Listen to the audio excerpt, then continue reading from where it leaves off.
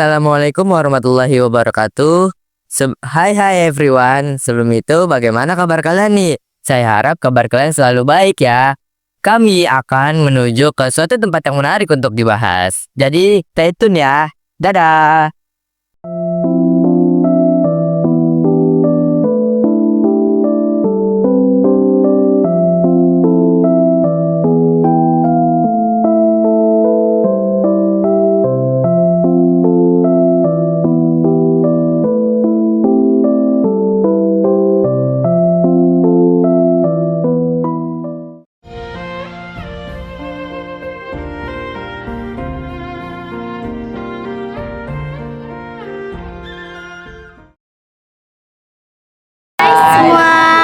Kita jadi di sini baru sampai di stasiun Gondang Dia. Sekarang kita akan menuju ke museumnya. Jadi tungguin ya. Dadah.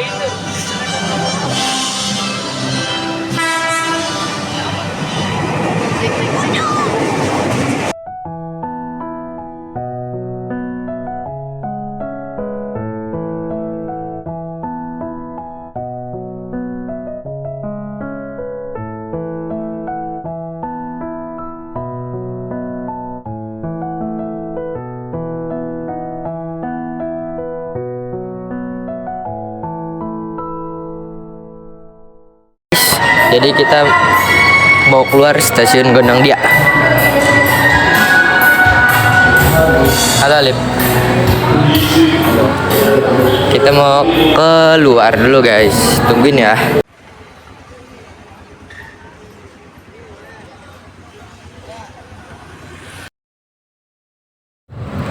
Halo guys. Jadi kita di sini menaiki bajai roda 3. Jadi kita di sini juga mendapatkan experience naik bajai. Alip baru pertama kali Alip? Sering gua. Oh sering, saya juga udah sering sebenarnya.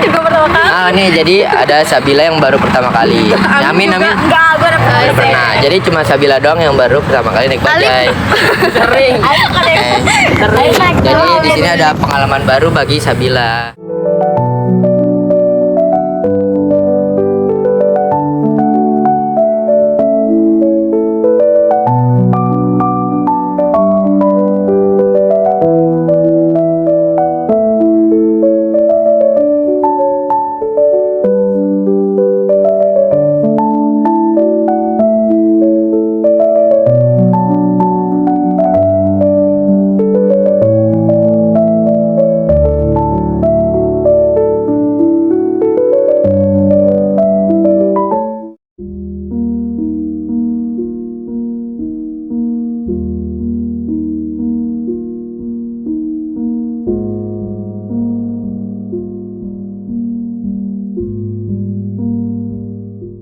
Harga tiket masuk untuk masuk ke Museum Kebangkitan Nasional adalah 5.000 untuk anak di atas 12 tahun. Sedangkan untuk anak di bawah 12 tahun hanya 3.000 saja loh. Oh iya, untuk pembayarannya metodenya cashless ya. Jadi kalau kalian ke sini harus punya debit atau pembayaran online.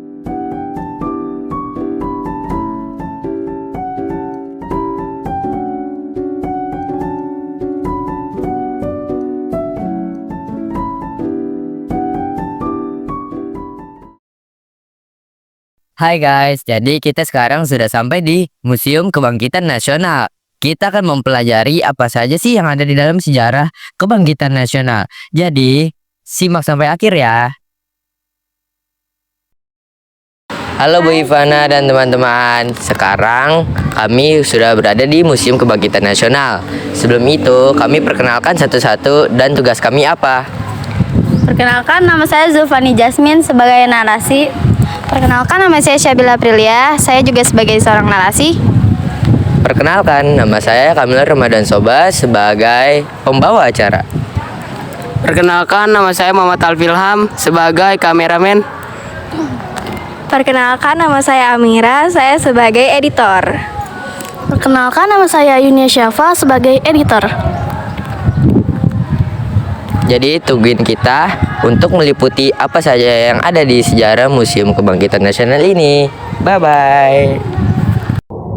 Jadi sekarang kita akan membahas tentang Museum Kebangkitan Nasional yang ada di Jakarta. Ini adalah salah satu destinasi wisata sejarah yang paling populer di Jakarta Pusat loh. Dan kita akan memberikan informasi yang lengkap dan jelas mengenai museum ini. Jadi, Museum Kebangkitan Nasional ini terletak di Indonesia, lebih tepatnya di Jakarta Pusat. Museum ini didirikan pada tahun 1992 dan diresmikan oleh Presiden Soeharto pada tanggal 22 Juni 1992. Museum ini memiliki koleksi yang luas dan beragam loh, termasuk benda-benda sejarah, foto-foto, dokumen, dan lain-lain.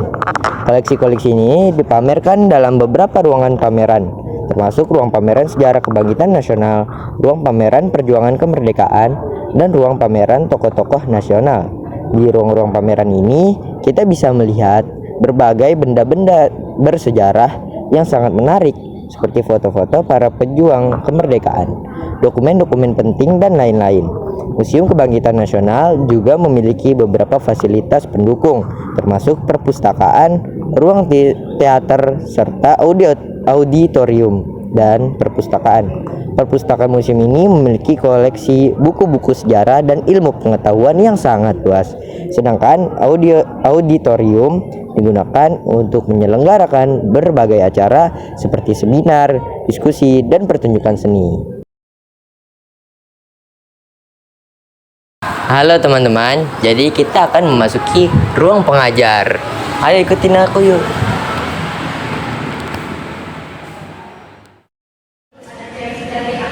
Museum Kebangkitan Nasional menyimpan banyak sekali bukti sejarah perjuangan bangsa Indonesia dalam meraih kemerdekaan.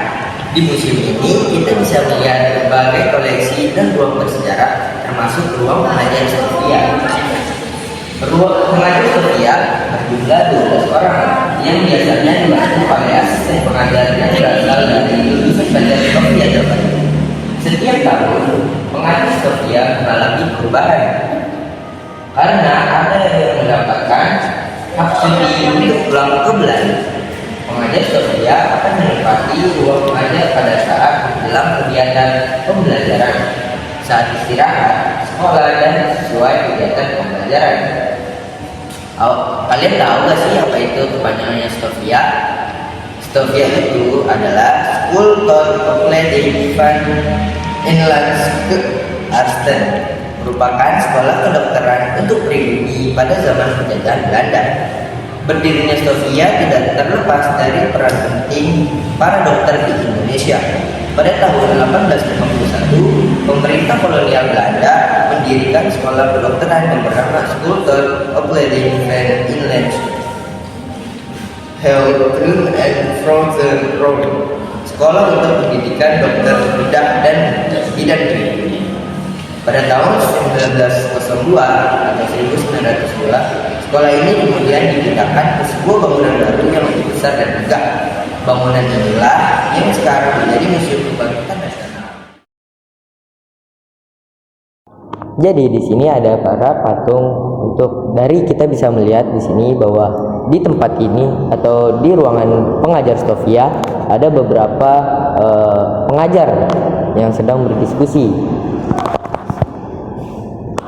Nah, daripada patung ini, di ruang pengajar Sofia ini juga terdapat lukisan.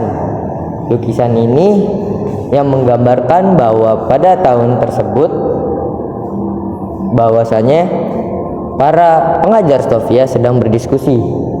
Lukisan ini dibuat oleh Dr.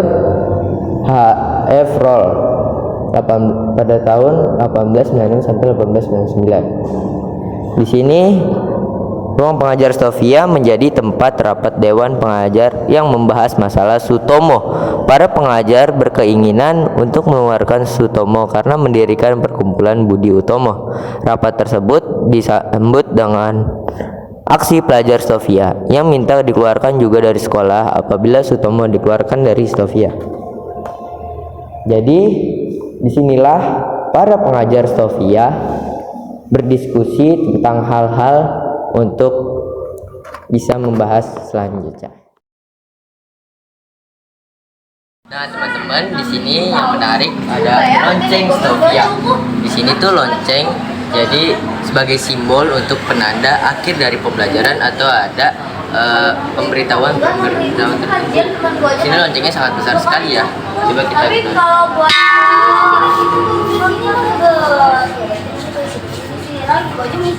berapa loh?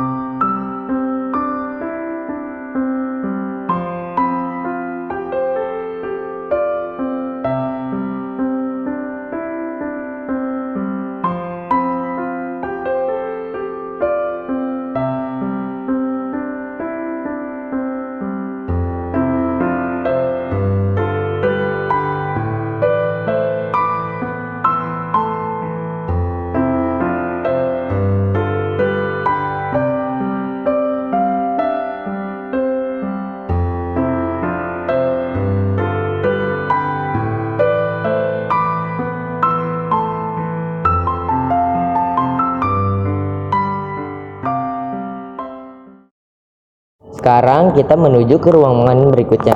Ruangan berikutnya yaitu ruang media ajar. Ayo masuk yuk.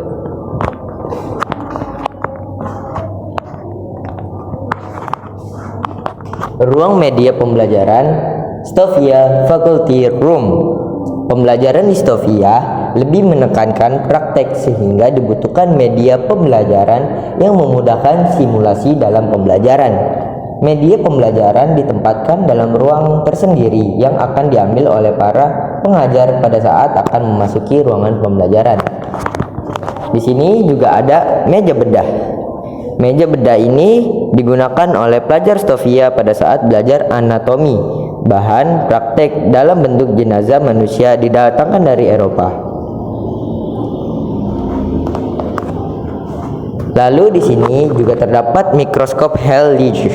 Mikroskop Hellish dirancang oleh Jules Dubois pada tahun 1817 sampai dengan 1886. Mikroskop binokular pertama yang memungkinkan pengamatan dengan kedua mata sehingga memberi rasa nyaman serta kedalaman pandangan lebih baik dibandingkan mikroskop monokular. Terdiri dari dua tabung beralas datar yang besar dapat diatur secara vertikal dengan dua knop pada setiap sisi penutup. Sementara yang kecil dipasang di bawah cermin belah ketupat. Fresnel ada lampu di ruang bawah tabung sebagai sumber cahaya. Colorimeter ini dilengkapi dengan teleskop untuk melihat gambar penahan filter pada bagian belakang dan penutup depan demi mencegah gangguan cahaya lain.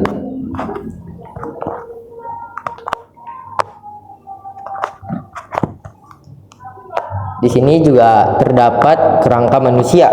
Kerangka manusia ini adalah asli dipergunakan sebagai alat peraga dalam praktek anatomi Stovia. Ayo lebih mendekat yuk.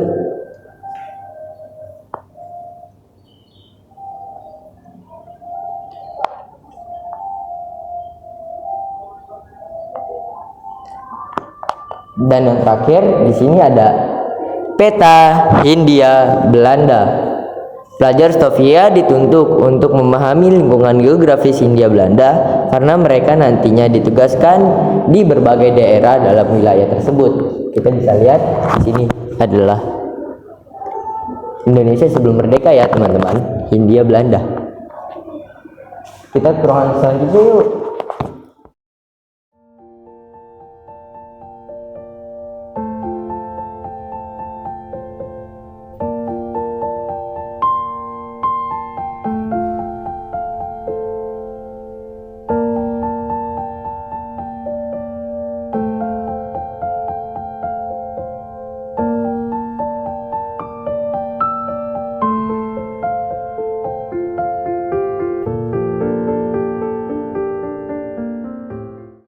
Hai teman-teman, ayo kita lihat yuk di dalam ada ruangan apa.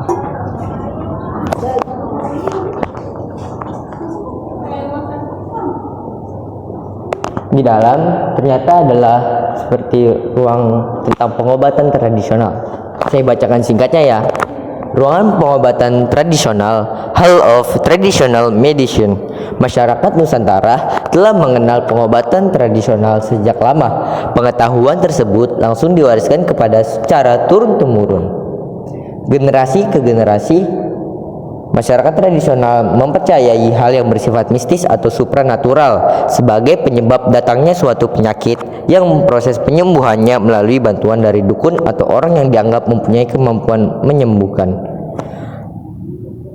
Dukun memiliki kedudukan terhormat di masyarakat karena berperan penting dalam upacara ritual masyarakat.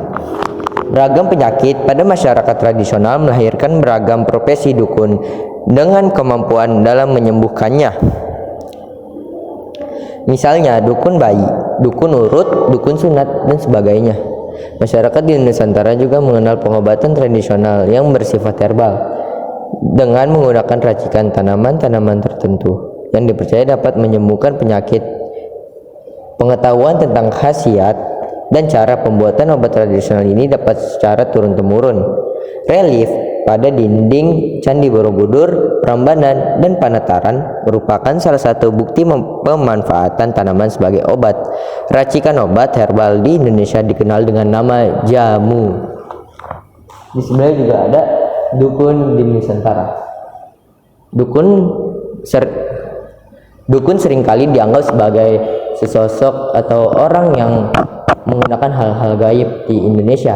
Tapi faktanya, dukun pada zaman dulu dikenal dengan sebutan dokter atau dukun di Nusantara. Masyarakat Indonesia umumnya mengenal dukun sebagai yang memiliki kemampuan supranatural untuk mengobati, sehingga dukun memiliki kedudukan terhormat karena sering dimintai bantuannya.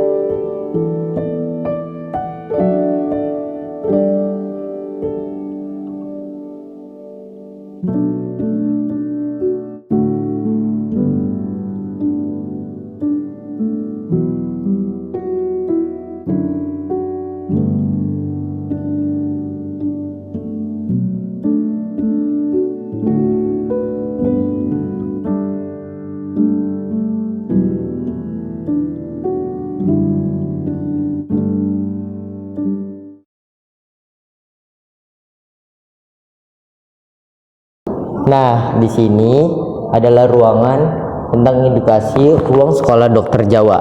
Saya bacakan singkatnya. Ruang sekolah dokter Jawa, Sekolah Dokter Jawa Hall.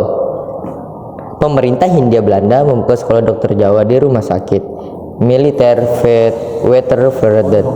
Tujuan pendirian sekolah ini adalah untuk mendapatkan tenaga medis Bumi Putra guna mengatasi wabah penyakit di Pulau Jawa. Pelajar sekolah ini awalnya hanya berasal dari suku Jawa karena lokasi sekolah berada di Pulau Jawa. Kemampuan anak-anak di Pulau Jawa dalam membaca, menulis, dan berhitung menjadi pertimbangan utama mereka diterima di sekolah ini.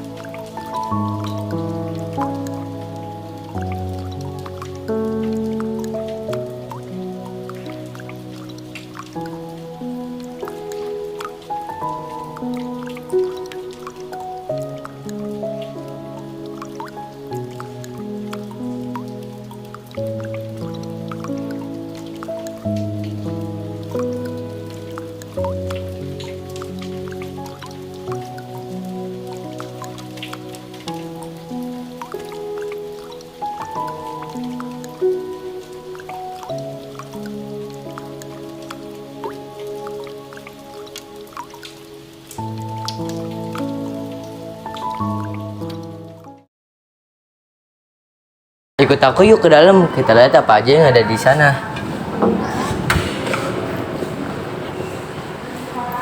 Di sini ada ruang lulusan Stovia. Saya bacakan sedikit ya teman-teman. Lulusan Stovia memiliki peran penting dalam meningkatkan kualitas kesehatan masyarakat Hindia Belanda. Kerja keras yang dilandai rasa ikhlas menjadi etos kerja yang melekat dalam diri mereka. Sehingga praktik pengobatan yang dilakukan tidak menetapkan tarif biaya dan tidak membebankan pasien. Para dokter lulusan Stovia ini bukan hanya berjasa bagi dunia kesehatan saja, tetapi juga sangat berpengaruh pada masa kebangkitan nasional.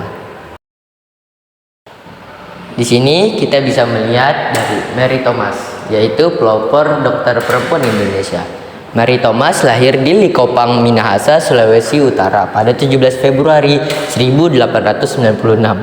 Mary Thomas berhasil mendapatkan beasiswa dari Studi Fonds for Opleiding van Vrouwelijk in Lange Arsten atau Sofia, yang kemudian menghantarkan masuk ke Stovia di Batavia pada 22 September 1912. Waktu itu Mary adalah salah satu-satunya siswa perempuan di antara 180 siswa laki-laki dalam sekolah kedokteran tersebut. Pada 26 April 1922, Stovia menyatakan Mary Thomas lulus dengan nilai yang memuaskan, sehingga berhak menyandang gelar Indisch Arts. Kelulusannya menjadi bahan berita di Hindia Belanda karena Mary Thomas menjadi dokter perempuan pertama di tanah air. Mary adalah sosok yang penuh talenta dengan berbagai pencapaian yang ia terima dalam karirnya sebagai dokter, termasuk spesialisnya dalam bidang ginekologi dan kebidanan. Selain itu, Mary merupakan salah satu dokter yang pertama kali terlibat dalam kebijakan mengontrol kelahiran bayi lewat metode kontrasepsi intrauterine device atau IUD. Mary meninggal pada tahun 1966 di usianya yang ke-70 tahun, sehingga akhir hayatnya ia tetap mendedikasikan dirinya dalam dunia kedokteran dan pendidikan kebidanan. Di sini kita bisa lihat ya. Nah, pada 1914, 2 tahun setelah Mary Thomas masuk Stovia, Anna Adeline Warrow, gadis Minahasa kelahiran Namurang 23 Februari 1898, ini juga berhasil masuk ke Stovia. Anna Warrow bersahabat dengan Mary Thomas yang merupakan perempuan pelajar pertama di Stovia. Kedua perempuan belajar ini sering disebut si kembar, the twelling. Meskipun begitu, semua pelajar laki-laki sangat melindungi dan menyayangi kedua pelajar perempuan.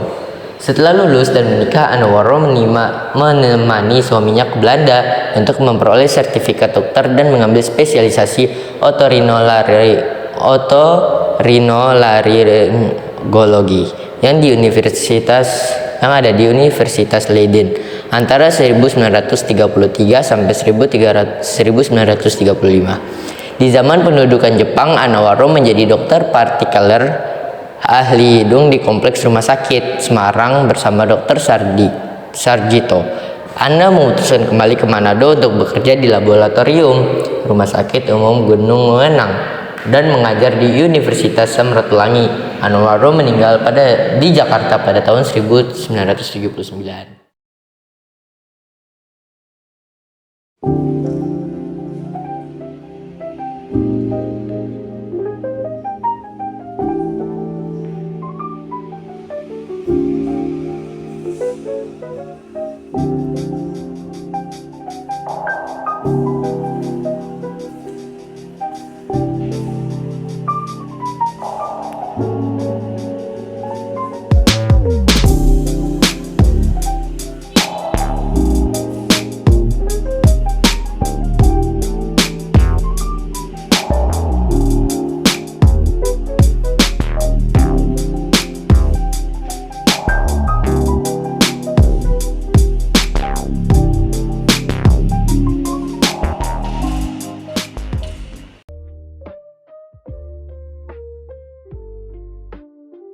Tebak, kita mau ngapain?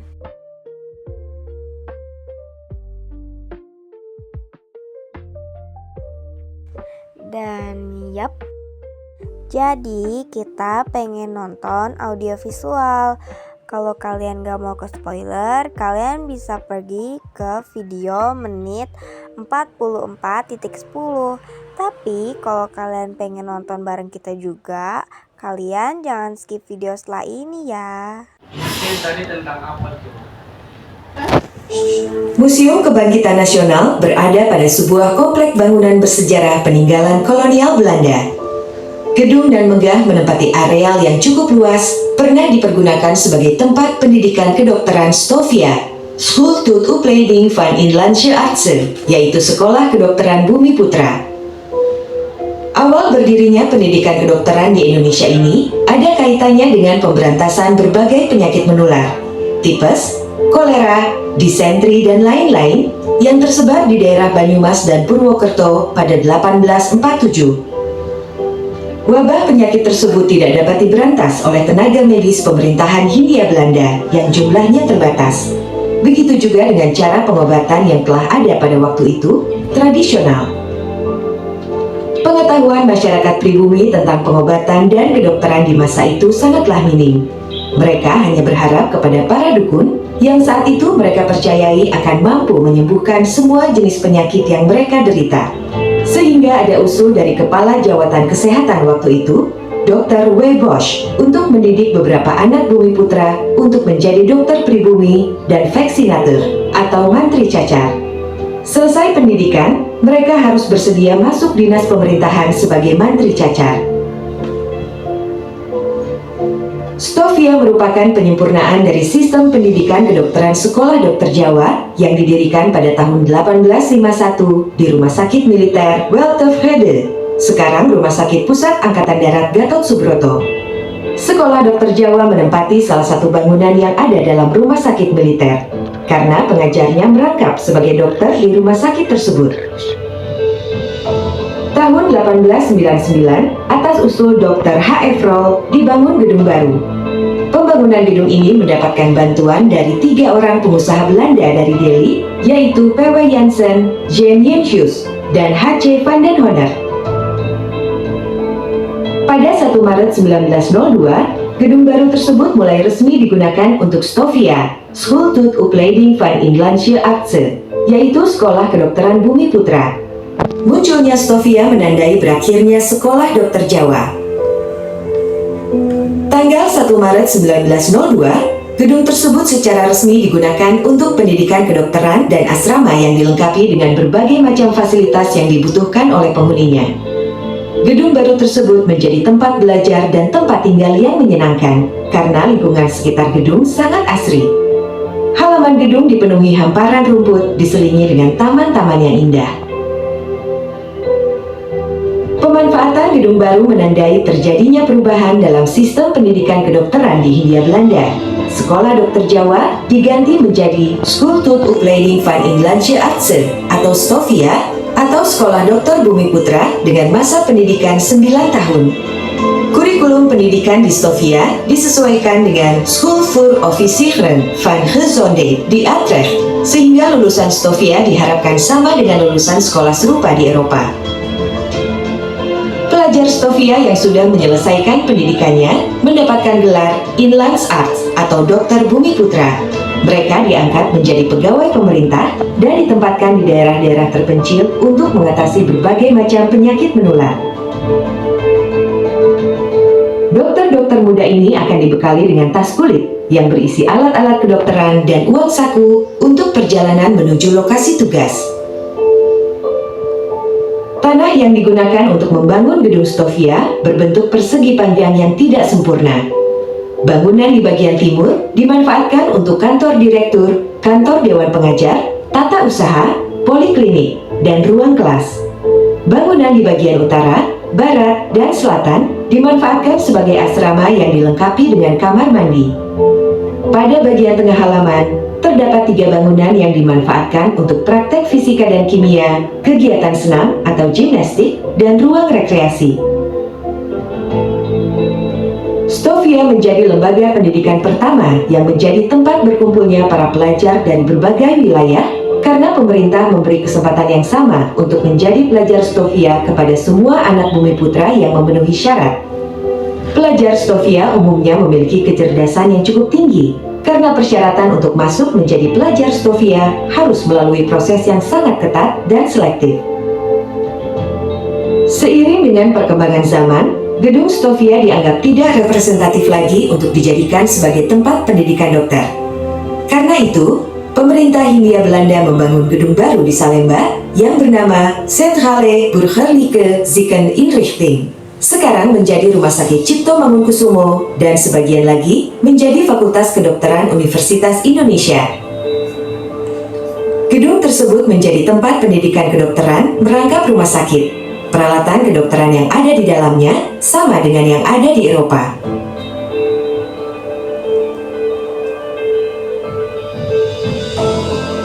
Mulai bulan Juli 1920, kegiatan pendidikan STOVIA pindah ke gedung baru di Salemba. Kepindahan pendidikan STOVIA ke gedung baru tidak dilakukan sekaligus, namun dilakukan secara bertahap. Pelajar STOVIA diberikan kebebasan untuk memilih tempat tinggal di asrama STOVIA atau kos di rumah penduduk yang ada di daerah sekitar Salemba. Tahun 1926, gedung STOVIA tidak lagi dimanfaatkan untuk kegiatan pendidikan kedokteran. Semua aktivitas pendidikan kedokteran dipindahkan ke Salemba, termasuk asrama para pelajarnya.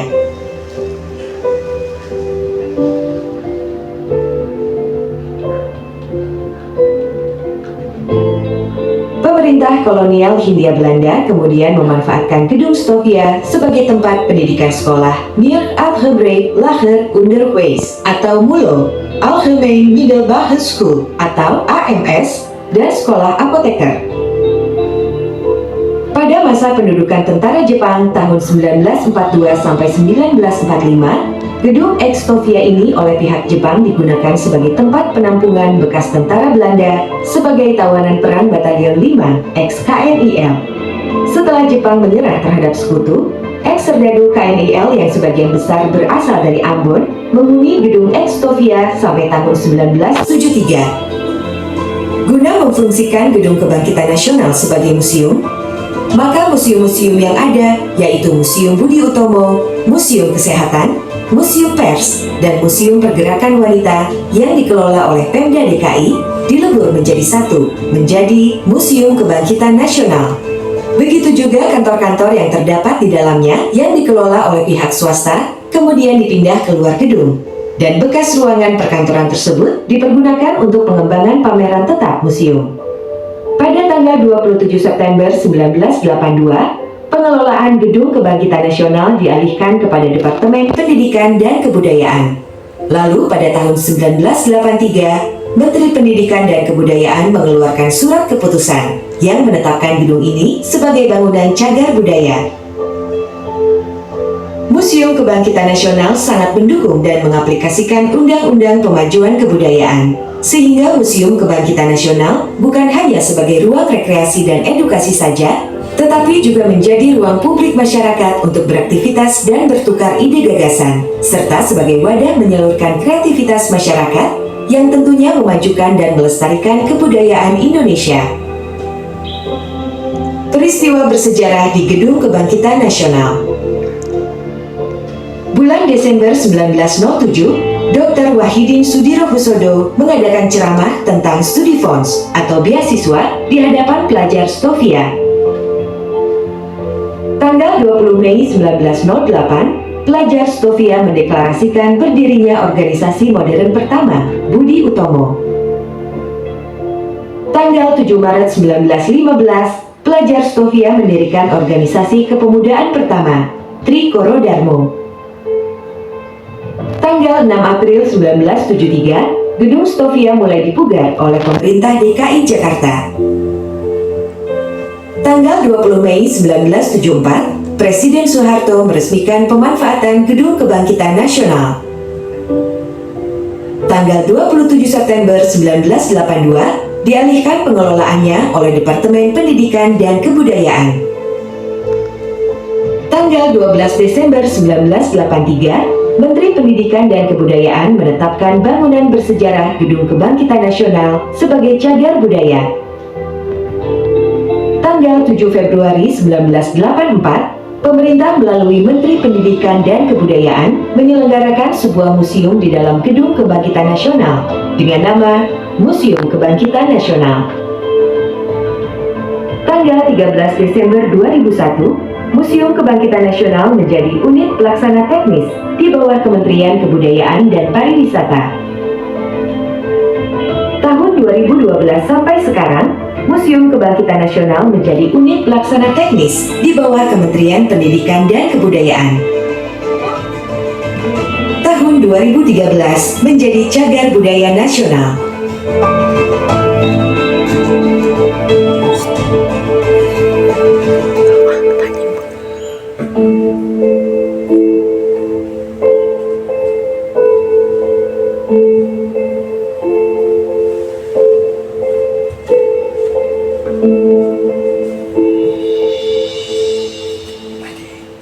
Lahir di Likupang, Minahasa, Sulawesi Utara pada 17 Februari 1896. Ia merupakan anak dari pasangan Adrian Thomas dan Nicolina Maramis. Ayahnya bekerja sebagai tentara, sehingga Mary Thomas sering berpindah-pindah dari satu kota ke kota yang lainnya. Ia menyelesaikan pendidikan dasarnya di Europeische Lagere School, sebuah sekolah khusus anak-anak Eropa dan bumi putra beragama Kristen di Manado. Pada mulanya, Stovia hanya menerima murid laki-laki yang memenuhi syarat untuk menempuh pendidikan di sana. Kedatangan Mary Thomas di Stovia pada tahun 1912 menjadikannya sosok murid wanita pertama di Stovia. Sebagai aktualisasi ilmu yang mereka dapatkan, setelah lulus, mereka diwajibkan untuk berdinas di rumah sakit pemerintah minimal selama 10 tahun sebagai bagian dari ikatan kerja mereka. Masuknya Mary Thomas ke Stovia tidak terlepas dari sosok Jacobs bersaudara, yaitu Aletta dan Charlotte. Aletta Jacobs merupakan dokter wanita pertama di Belanda yang melakukan perjalanan keliling wilayah kolonial Belanda untuk memperjuangkan hak-hak wanita. Pada tanggal 18 April 1912, ia bertemu dengan Gubernur Jenderal Hindia Belanda saat itu, yaitu Alexander Willem Frederik Edinburgh, untuk mendukung penerimaan anak perempuan pada program pelatihan kedokteran. Sedangkan Charlotte Jacobs merupakan adik perempuan Aletta dan seorang apoteker di Batavia, menjadi salah satu orang yang mendirikan dana studi atau Sofia yang berfokus pada pemberian bantuan dana studi untuk pendidikan dokter Hindia wanita. Atas kontribusi Jacobs bersaudara, akhirnya Mary Thomas menjadi wanita pertama yang diterima di Stovia pada tahun 1912. Pada tanggal 26 April 1922, Stovia mengumumkan bahwa Mary Thomas telah lulus dengan prestasi yang memuaskan, sehingga berhak menyandang gelar Indische Arts atau Dokter Hindia Belanda. Setelah meraih gelarnya, Mary Thomas memulai praktik medisnya di Centrale Burgerlijk Ziekenrichting, rumah sakit utama di Batavia, yang kini dikenal sebagai Rumah Sakit Dr. Cipto Mangunkusumo. Perjalanan karir Mary Thomas membawanya pergi ke berbagai daerah, termasuk Medan, Manado, dan Cirebon. Setelah beberapa waktu, ia kembali ke Batavia. Pada tahun 1929, ia menikah dengan seorang dokter bernama Muhammad Yusuf, yang merupakan teman satu kelasnya ketika menempuh pendidikan di Stovia.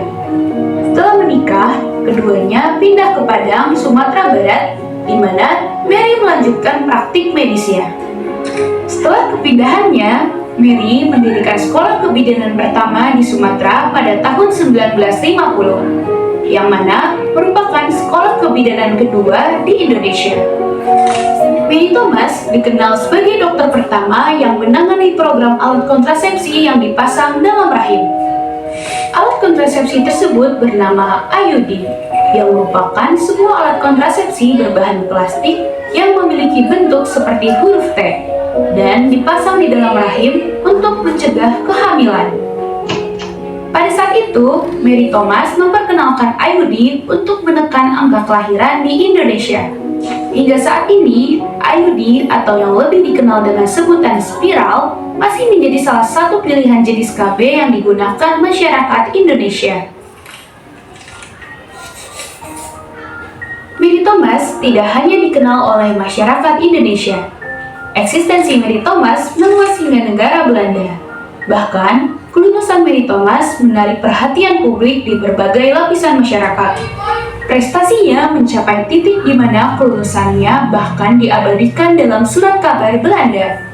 Prestasi Mary Thomas menjadi inspirasi masyarakat, khususnya wanita yang ingin menjunjung pendidikan yang tinggi. Sebagai dokter, Mary Thomas dengan tulus bersedia merawat pasien yang tak mampu membayar layanan medis tanpa memandang latar belakang ekonomi. Mary berkomitmen untuk memberikan perawatan tanpa biaya tambahan.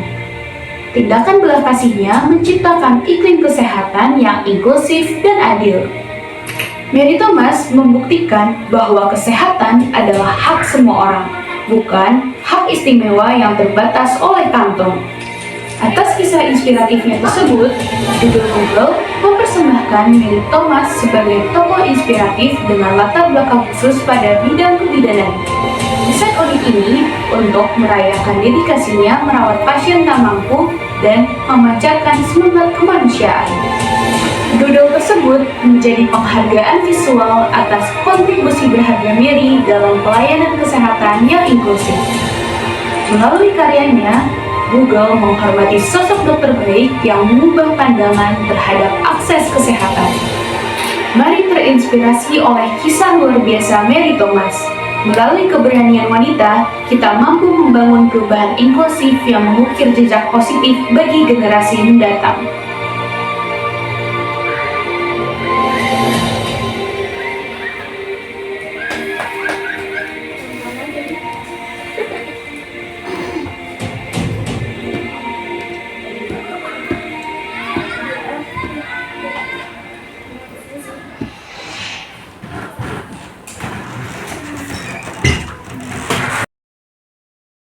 Teman-teman, ikut aku berkeliling yuk. Ayo. Nah, di sini adalah suasana dari Museum Kebangkitan Nasional. Jadi nggak hanya pameran saja, tetapi ada lapangan luas untuk bisa kita bersantai-santai. Pemandangannya juga enak dipandang dengan warna hijau dan kicauan burung.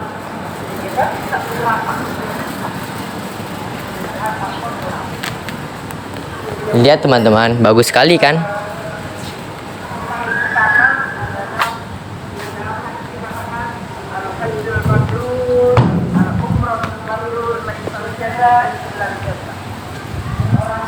Saya berada di sini sangat terharu dan bisa sangat gembira karena saya berada di Museum Kebangkitan Nasional di mana ada banyak sekali peninggalan-peninggalan sejarah dan juga sejarah-sejarah baru yang saya dapatkan di sini.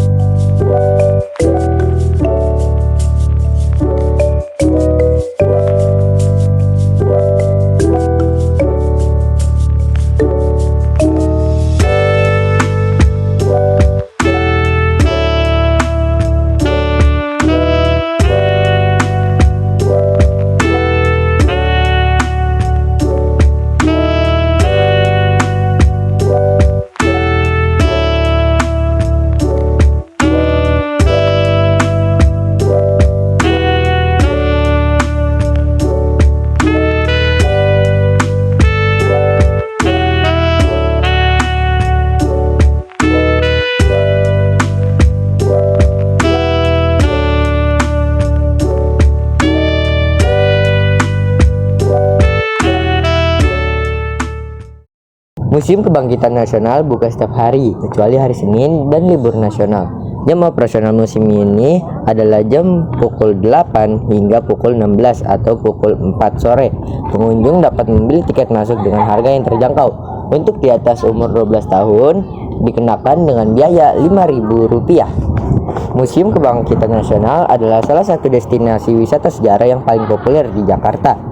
Museum ini menawarkan pengalaman belajar yang menyenangkan dan interaktif, sehingga cocok untuk dikunjungi oleh semua kalangan termasuk anak-anak, remaja, hingga dewasa. Jadi, jika kamu ingin mempelajari sejarah Indonesia dan mengetahui lebih lanjut tentang perjuangan kemerdekaan, Museum Kebangkitan Nasional adalah destinasi yang tepat untuk kamu kunjungi. Kamu bisa mengunjungi museum ini dengan keluarga, teman, atau sendiri juga bisa. Oh iya, jangan lupa untuk mengambil foto-foto di museum ini, karena banyak spot yang sangat instagramable. Kamu juga bisa membeli souvenir-souvenir yang unik dan menarik di toko souvenir museum ini. Jadi itu dia informasi tentang Museum Kebangkitan Nasional yang ada di Jakarta. Semoga informasi ini bisa membantu kamu dalam merencanakan kunjunganmu ke museum ini. Jangan ragu untuk mengunjungi Museum Kebangkitan Nasional, karena Museum Kebangkitan Nasional ini memiliki banyak hal yang bisa kamu pelajari dan kamu nikmati. Dengan mengunjungi museum ini, kamu bisa mempelajari sejarah Indonesia dengan lebih mendalam dan memahami perjuangan para pejuang kemerdekaan yang telah memperjuangkan kemerdekaan Indonesia. Jadi, ayo marilah kita kunjungi Museum Kebangkitan Nasional juga. Kamu tidak akan menyesal, karena museum ini memiliki banyak hal yang bisa kamu pelajari dan nikmati.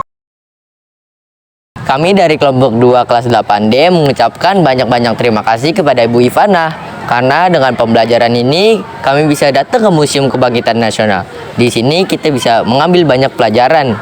Jadi, terima kasih kepada Bu Ivana. Dan juga semua. Bye. Dadah.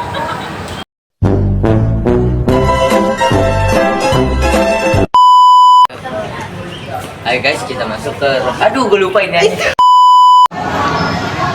Nah, teman-teman, kita bisa lihat di sini adalah kelas Stovia.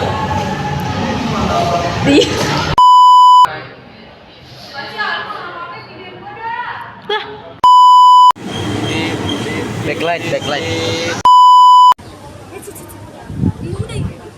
Mana?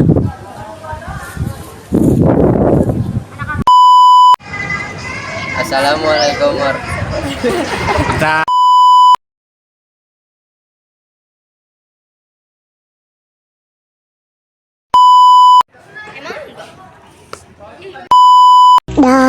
Subscribe channel kami dan tekan tombol notifikasi untuk mendapatkan update terbaru dari kami. Sampai jumpa di vlog berikutnya. Bye bye.